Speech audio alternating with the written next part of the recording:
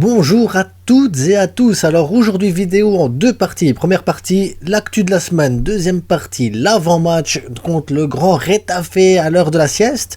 Et on va commencer par le tour d'actualité. Et on commence par ma chaîne. Alors ma chaîne vient de passer les 2000 abonnés. Et ça c'est merci. Voilà c'est tout. Merci. Et maintenant passons à l'actualité du foot. Voilà, tout simplement. Alors, l'actualité de la semaine, on a Tottenham pourrait faire d'Ansu Fati la signature la plus chère de l'histoire. La plus chère de l'histoire. Ansu Fati, la plus chère de l'histoire. Alors tout le monde se moque de moi sur Twitter. Ouais, 100 millions, t'abuses. Il vaut pas ça Ansu Fati. Comment tu veux vendre ça? Ansu Fati, c'est 150 millions maintenant. Ça, tout, les enchères, elles ont augmenté. C'est moi qui vais gérer le budget d'Ansu Fati. Ansu Fati, 150 millions. Voilà. Non, déjà, s'il part pour 100 millions, 50, 60, 70 millions, c'est déjà bien, mais s'il part pour plus, il peut partir pour plus. Moi, qu'il parte. Mais, il faut une clause de rachat derrière. Même si elle est équivalente à son prix qu'on achète, il faut une clause de rachat derrière. Ou une clause de pourcentage en cas de revente ou un truc ainsi. Il ne faut pas le laisser partir pour le nombre d'argent que les gens ils le veulent, sans mettre derrière une petite sécurité au cas où. C'est tout ce que je dis, une petite sécurité. Parce que même si Ansu Fati, cette année, c'est une année de moins bon, même si Ansu Fati, son papa, il nous emmerde, même si Ansu Fati, il n'a pas voulu se faire opérer et tout ça, ça reste un joueur très jeune, prometteur, avec du talent. Même si cette année, c'est pas trop ça, il a du talent. Mais il ne peut pas le laisser partir comme ça ainsi, les gars. Les gens qui vous annoncent, ouais, pour 50 millions, il peut partir, ça vaut pas plus. Son âge, plus les années de contrat, plus sa clause libératoire, fait de lui un joueur très cher, les gars. Donc, ceux qui t'inventent, oui, c'est 50 millions. Non. Ansu Fati, c'est minimum 100 millions. Donc, quand Tottenham t'annonce que ça peut être la signature la plus chère de leur histoire, c'est possible. Maintenant, est-ce qu'il partira à Tottenham? Ça, c'est autre chose. Ensuite, le staff et les médecins du club sont convaincus qu'Ousmane Dembélé a déjà récupéré et sera prêt contre le Rayo ou le Betis. Déjà, le mot déjà dans cette phrase. Comment tu peux dire déjà? Le gars il était censé être absent quoi? 2 mois peut-être maximum. Là ça fait 6 ans qu'il n'est plus là, le Ousmane Dembélé. Alors il sera de retour contre le Rayo ou le Betis. Mais nous on voulait le voir de retour contre Manu, contre le Real. Pas contre Rayo ou le Betis où le championnat il est quasiment plié. C'est bon. Pourquoi utiliser le mot déjà récupéré? Bref. Donc Ousmane est de retour les gars pour bientôt. Ça c'est beau. Alors, le directeur sportif de l'Inter Milan est dans les bureaux du FC Barcelone, sûrement pour négocier le transfert de Jordi Alba. Jordi Alba coûte trop cher. Voilà, moi si Jordi Alba avait le même salaire que Sergi Roberto ou un truc ainsi, je vous dirais, ouais, on peut le garder la saison prochaine parce que ça fait une bonne doublure quand même et il apporte. D'ailleurs, il a mieux apporté qu'Ansu Fati, Ferran Torres ou Rafinha au dernier match pour vous dire à quel point Jordi Alba peut être intéressant dans l'effectif. Mais là, son salaire actuel, en fait, c'est son salaire en fait qui pose problème au club. C'est pas Jordi Alba ou ses performances, c'est surtout son salaire parce que son salaire ne coïncide pas avec les performances du joueur. Maintenant, s'il a des mauvaises performances et que son salaire coïncide avec ses performances, je pense qu'il n'y aurait pas de souci pour garder Jordi Alba. Maintenant, il part pour l'Inter, pourquoi pas? J'ai même envie de dire oui. Allez, tout simplement oui. Et on a autre chose, Brozovic et Kessie ont été évoqués lors de la réunion Barça-Inter. Moi je suis pour un échange Kessie, Brozovic. Kessie a du mal à trouver sa place au Barça de toute façon. Sergi Roberto est même devant lui de manière étrange, enfin bizarre, mais après, est-ce que Brozovic ne s'intégrerait pas plus dans le système du Barça en milieu défensif pour pouvoir justement prendre le rôle de Busquets? Je pense qu'il y a moyen que Brozovic apporte plus que Kessie. Maintenant, je dis pas que Kessie est mauvais, je dis juste que il s'intègre pas spécialement à la philosophie du club, il s'intègre pas au truc. Maintenant, est-ce que c'est Xavi? Est-ce que c'est Kessie qui a besoin de plus? Maintenant, est-ce que Kessie, s'il reste un an de plus, il serait pas plus performant aussi? Parce que là, on est en train de juger Kessie sur sa première année, sa première saison au Barça. C'est jamais évident, en fait, d'arriver dans un nouveau club, un nouveau championnat, d'apprendre une nouvelle philosophie aussi de jeu. Donc, voilà. Mais bon, est-ce que le Barça a le temps? C'est ça le problème. Est-ce que le Barça a le temps? Ça, c'est autre chose. Mais après, voilà, Brozovic, Kessie, voilà, c'est pas mauvais comme deal. Surtout si après on leur donne aussi Jordi Alba, voilà, le deal il est parfait en fait. Alors, Là, par contre, Xavi parie sur Foyth. L'entraîneur appelle à un effort pour signer le latéral droit argentin et mettre fin au problème à ce poste. Villarreal ne veut pas négocier et demande de payer la clause libératoire de 60 millions. 60 millions pour Foyth, c'est trop. C'est trop. Moi, Foyth, c'est 30 millions peut-être, pas plus. 30, ouais, peut-être.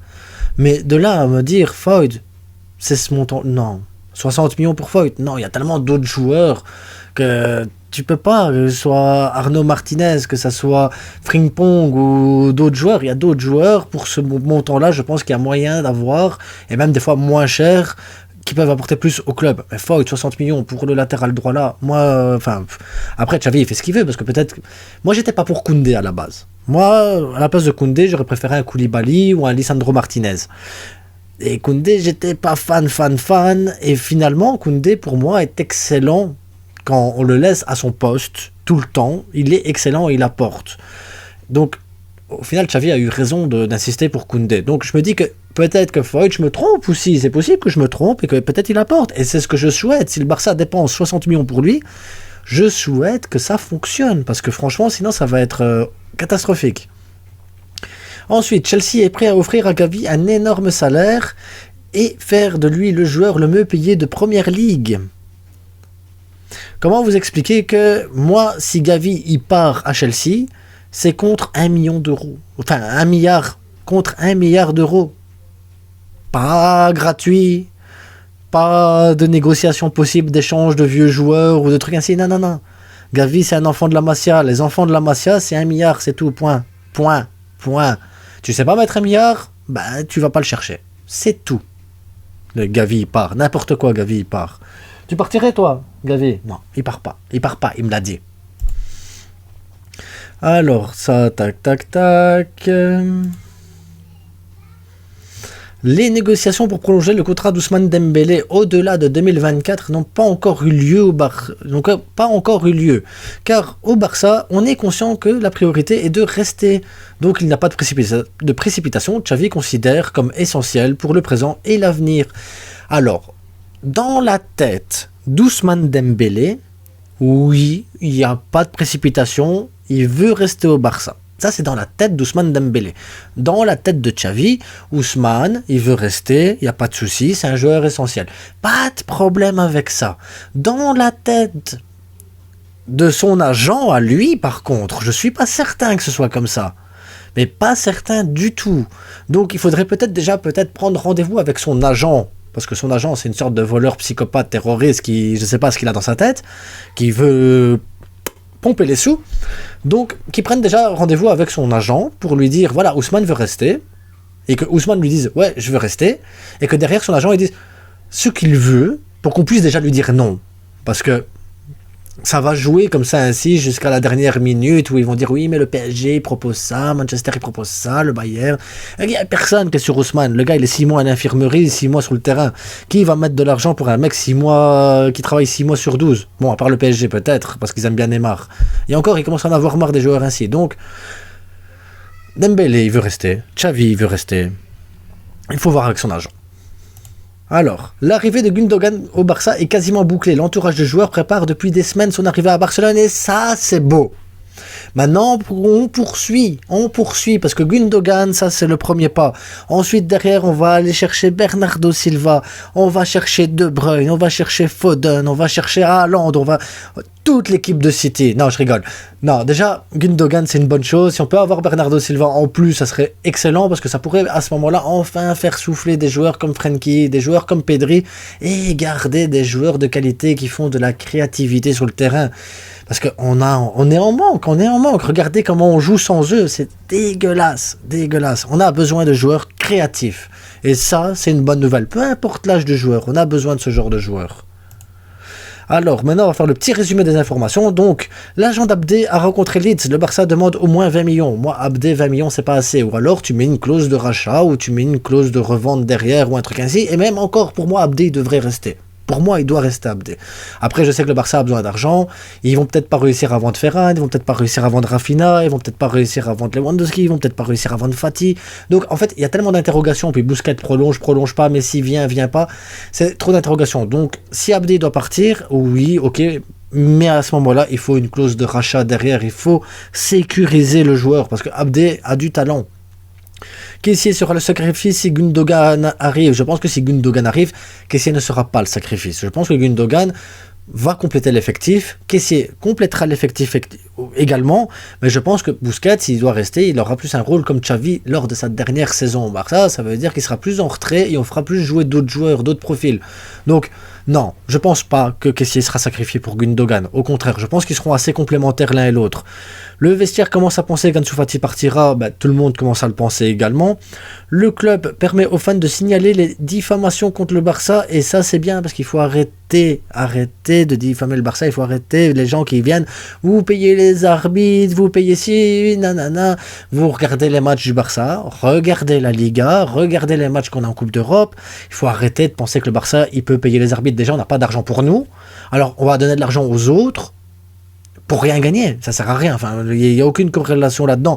Donc, voilà, il n'y a pas de preuve, il n'y a rien, tant qu'il n'y a pas de preuve, il faut laisser tranquille Barça.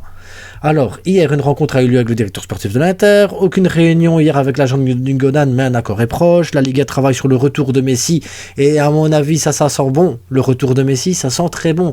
Après, on parlera du retour de Messi réellement, de la formation, comment on l'intègre dans l'équipe, comment on peut voir jouer, ça sera une vidéo spéciale quand ça sera officiel. Pour le moment, rien n'est officiel, donc on en parlera à ce moment-là, et sûrement qu'à ce moment-là, on aura peut-être du Gundogan que ce sera officiel, on aura peut-être d'autres joueurs officiels, on aura peut-être des départs qui seront officiels, donc on pourra vraiment voir un peu plus comment intégrer Messi à ce 11, parce qu'on a besoin, je vous jure que ce joueur-là, 36-37 ans, on va en avoir besoin, parce que de la créativité, je le répète, c'est vraiment la créativité qui manque, hein. Après, on a les joueurs derrière qui peuvent compenser les retours de Messi, un peu comme l'Argentine, hein. Messi, il a marché avec l'Argentine, ils ont gagné la Coupe du Monde, Messi a été élu homme du match à chaque fois parce que derrière les gens travaillent pour Messi, mais il n'y a pas de problème de travailler pour Messi, c'est Messi les gars, il va vous débloquer des situations. Ensuite, Pedri reviendra contre l'Atlético de Madrid, c'est aussi trop tard, j'ai envie de vous dire.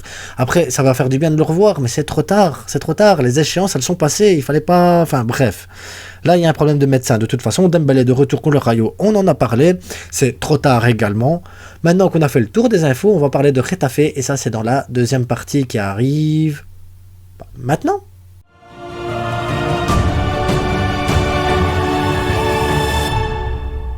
Et nous revoilà pour la deuxième partie. Alors cette deuxième partie consacrée à Getafe-Barcelone. Getafe-Barcelone. Donc, ce match à l'heure 16h15, donc juste au réveil de la sieste, donc ça va être un match que je vais... Chiant, voilà, chiant, c'est ça, ça risque d'être un match chiant. Donc, il va y avoir aussi des changements dans ma formation parce que vu les matchs, comment ils sont emmerdants, on va essayer de faire tourner, sans vraiment faire tourner, mais en sortant les joueurs qui n'apportent rien, et ou parce qu'ils sont blessés, ou parce qu'ils ont un manque de confiance, ou parce que voilà, on va essayer de changer un petit peu les trucs. Donc je vais partir sur une formation un peu inédite, et de toute façon, je m'en fous parce que c'est pas moi qui fais la formation, et ça c'est génial. Donc, on va commencer ici. Donc, on va parler de Getafe, donc on a des joueurs comme Denis Suarez, Duarte, Mia, Porto, Mayoral, Unal qui est un très très bon joueur aussi, Mayoral qui est pas mauvais du tout, donc voilà, c'est pas une mauvaise équipe en soi. En plus, Getafe réellement en défaite ces derniers temps, c'est contre la Sociedad et Villarreal, ils ont fait match nul contre Bilbao, match nul contre Cadix, match nul contre le Rayo, victoire contre Valence, victoire contre Girone, victoire contre Séville, donc Getafe n'est pas une mauvaise équipe. Oui, ils se battent pour le maintien, mais j'ai cette sensation que cette année, le championnat, la Liga du moins, où les gens ils vous disent oui, la Liga elle est pas forte cette année, les gars, non. La Liga est beaucoup plus serrée que les autres années, oui, à part pour la première place, parce que voilà, on est vraiment, nous, au-dessus du lot, parce qu'on est trop fort, c'est comme ça, c'est tout, c'est une réalité. Mais ceux qui sont en dessous de nous ne sont pas spécialement moins forts, au contraire, ils se battent tous, ça se joue à quelques points pour la relégation, les places d'européennes se jouent aussi à quelques points, donc vraiment, les équipes, elles sont encore en plein combat, même nous, on a l'impression d'être en mode, ouais, c'est gagné, c'est fini. C'est pas gagné, les gars, il reste 10 matchs, il reste 30 points, le Real, il peut revenir si on foire la moitié de nos matchs, donc il faut rester concentré, il faut aller chercher la victoire, et ça va pas être facile. Dernière défaite de Getafe, c'est le 28 janvier, dernière défaite à domicile. 28 janvier contre le Real Betis, 1-0. C'est rien du tout, les gars. Donc ça fait loin la dernière fois qu'ils ont perdu. Donc à nous de casser, leur truc, quoi. C'est tout. On va là-bas pour gagner. Ok, à l'heure de la sieste. Et c'est pour ça qu'il faut mettre des joueurs sur le terrain qui ont envie de jouer. Voilà, il faut mettre des joueurs qui ont envie de jouer, des joueurs qui ont envie de montrer quelque chose. Donc c'est pour ça que je vais faire des petits changements tout bêtes, voilà, tout simple.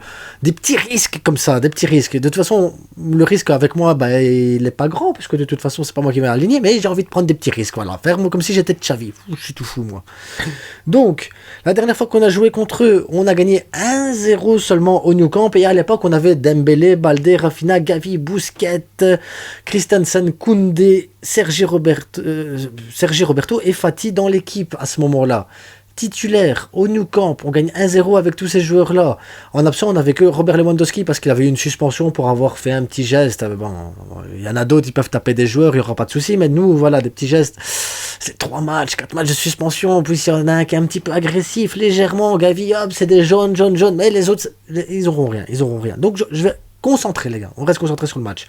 Donc à l'époque on avait Lewandowski qui n'a pas joué, Frenkie et Araujo étaient sur le banc et ne sont pas rentrés sur le terrain. À l'époque il y avait que Kessié qui est rentré en jeu réellement, mais ça n'a pas changé grand chose. 1-0, un match qu'on a dominé, surdominé, mais au niveau des tirs c'était assez équilibré. En attaque on avait un truc, je pense que c'était Rafinha, Ferran, Fati, quoi, de base. 1-0. Il y avait un manque de création en attaque, il y avait un manque cruel de tentatives de tir, il y avait un manque de... Enfin, comme on a maintenant, quoi, en fait, un manque artistique devant le but, quoi, tout simple. Donc, on va passer maintenant, on va pas rester 3 heures sur ce match, parce que je pense que la vidéo, déjà, elle va être longue. Donc, ma formation, on va partir sur un 4-4-2 losange, en phase normale, vous voyez, on fait la formation, phase normale, 4-4-2 losange. Donc, au goal, Ter Stegen, de gauche à droite, donc, Baldé, Araujo, Koundé, Sergi Roberto, voilà, à droite, puis au milieu de terrain, même s'il y a des chances que Xavi le mette au milieu, mais moi je veux pas qu'il soit au milieu, point barre, c'est comme ça, c'est tout. Je veux un autre milieu de terrain. Et là, milieu défensif, je mets Garcia tout seul en milieu défensif, tac, et je vous explique juste après pourquoi, parce que vous allez me dire, quoi, mais t'es fou? Oui, je suis fou. Hop, on y va. Ensuite, juste les deux devant eux, Kessié, Gavi, en milieu offensif, mais là, un milieu offensif libre, il fait ce qu'il veut, il va à gauche, il va à droite, il va devant, il rentre dans le rectangle, il pousse, il se transforme en attaquant, en milieu, il fait ce qu'il veut, un homme libre. Garrido, joueur de la B, je mets Garrido, joueur de la B, je veux qu'il montre quelque chose, et en deuxième mi-temps, je veux voir Pablo Torre, ou l'inverse, peu importe, mais je veux voir ces deux joueurs-là, je veux voir des jeunes, je veux voir des gens qui ont envie de jouer, je veux voir des gens qui ont envie de prendre des risques, des gens qui ont... Même s'ils ratent, on s'en fout, je veux qu'ils essayent, je veux des jeunes qui essayent quelque chose. Et en attaque, donc deux attaquants, Ferran et Alarcón. Pourquoi Ferran? Parce que Rafinha il sait pas dribbler, et j'ai envie de voir Ferran parce que dans ses mouvements il est pas mauvais du tout. Donc après je dis pas que il est meilleur que Rafinha forcément, mais il apporte quelque chose de différent, et peut-être que lui dans ses mouvements pourra aider Garrido, Pablo Torre à se placer aussi dans le rectangle, et Alarcón aussi à trouver une position idéale pour lui, parce que à ce moment-là on aurait Sergi Roberto qui monte d'un côté, et là on arrive à la phase offensive. Pourquoi Garcia? Parce que Sergi Roberto il monte, Baldé il monte. C'est un truc de fou, tu dis, oh, ils montent tous les deux, mais derrière, t'as que Araujo et Koundé. À ce moment-là, Garcia, il vient se mettre à la place de Baldé, et donc t'as une ligne de 3. Baldé, il monte, Sergi Roberto, il monte. Ensuite, là, t'as Kessié et Gavi juste derrière pour récupérer les ballons et donner directement à Garrido ou Pablo Torre. Et pour écarter vraiment à fond, comme t'as Sergi Roberto et comme tu as Baldé, Ferran Torres et Alarcón peuvent se retrouver en style de numéro 9 tous les deux. Tout simplement double numéro 9, et donc ça te fait du monde dans le rectangle, ça te fait du monde à l'entrée du rectangle, ça te fait du monde pour récupérer les ballons au pressing, ça te fait du monde sur les ailes qui savent, Sergi Roberto il sait pas dribbler, mais il sait combiner avec Ferran Torres, parce que c'est la force de Ferran Torres, c'est de pouvoir combiner et trouver les bons espaces. Sergi Roberto aussi. De l'autre côté t'as Baldé qui peut faire son truc tout seul, là, dribbler la moitié de l'équipe, il va le faire, et donc il y a moyen d'apporter quelque chose de différent. Et vous allez me dire, ouais, mais Lewandowski, Fati, Rafinha, Busquets surtout, pourquoi tu le mets pas? Alors je vous explique. Lewandowski, il est blessé, il joue blessé, donc il sait pas faire un contrôle de balle, il sait pas se démarquer, il sait pas courir, il sait pas faire les affaires. On peut le faire rentrer en deuxième mi-temps quand l'équipe adverse est un peu plus épuisée à force de courir après tous ces jeunes, pour que lui il apporte quelque chose de plus maintenant en attaque. À la place d'Alarcón, hop, il fait 50, 60 minutes, hop, tu mets Robert Lewandowski à la fin, il sera frais, les joueurs adverses seront épuisés, il pourra apporter plus. hop, tu mets Rafinha à la place de Ferran Torres. Comme ça, hop, t'as tout de suite Ferran Torres qui sort, Rafinha qui rentre. Voilà, un petit changement automatique, c'est bien parce que ça apporte quelque chose de différent. Rafinha peut frapper de loin et il peut centrer pour Robert Lewandowski directement parce qu'il a une bonne capacité de centre aussi. Hop, il rentre, il bute. Ansu Fati, on pourrait le faire rentrer aussi. On pourrait dire, Fati, rentre sur le terrain directement. Tu sors, je sais pas moi. On s'en fout. Mais tu pourras avoir Fati, comme ça, comme il est censé être vendu 100 et des millions à Tottenham, ah ben, s'il marque un but à ce moment-là, parce que justement il apporte, c'est le sauveur sorti du banc, bim, 200 millions vendus. Hop, c'est bon, c'est fait. Et Busquets pour remplacer Garcia, si maintenant on gagne et tout ça, et qu'il faut se faire souffler. S'il faut mettre de la pression, je sais pas. Donc voilà, dites-moi ce que vous en pensez en commentaire. En attendant, likez, commentez, abonnez-vous, faites-vous plaisir les gars. Et on se retrouve pour l'après-match, donc après la sieste. Et on refera à nouveau des vidéos après le match où je parlerai des commentaires et tout ça, ce que vous avez pensé du match. Tatati.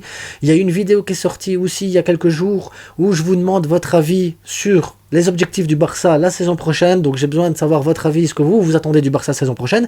Et si il y a une petite chose que vous pourriez changer sur cette saison, une petite chose, hein, je vous demande pas toute l'équipe et tout, mais s'il y a un truc à changer cette saison, qu'est-ce que ça aurait été pour vous? Parce que là, il n'y a personne qui arrive à me répondre. Qu'est-ce que vous pourriez changer cette saison-ci?